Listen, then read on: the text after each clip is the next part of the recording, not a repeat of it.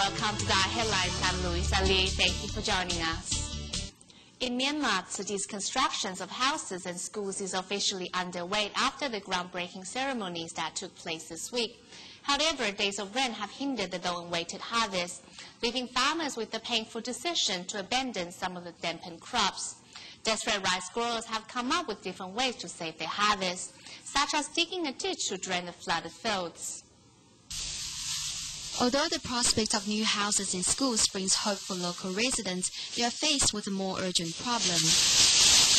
The unusual heavy rains in the dry season that have gravely hampered the harvest. With no money to buy harvesters, reaping is done by hand. Grain stalks are usually left to dry on the ground, but the unexpected wet weather has jeopardized the process.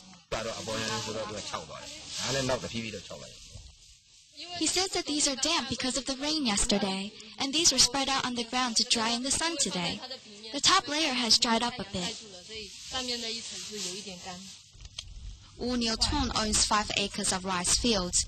He had already gathered 3 acres before the weather got worse. The 65-year-old farmer dug a ditch in his inundated field to drain water into nearby streams. His quick move has helped save the crops that took over 5 months to grow. The soil is much drier now. In 2 or 3 days' time we can reap the rest. The unstable climate has affected our harvest. Rice grains are sprouting and we're losing a lot of money. Burmese farmers are finding themselves in a quandary. Matured crops must be gathered as soon as possible, yet the ambushing rain dampens the crops, causing the rice to germinate and become inedible. Leaving it in God's hand, farmers can only pray sincerely for consecutive sunny days so they can reap the fruits of their hard labor.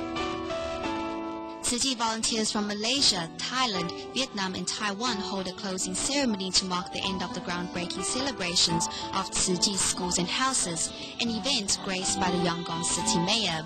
Despite the unpredictable weather condition, volunteers have faith that no matter what happens, the Burmese people will continue to live with strong will and optimism.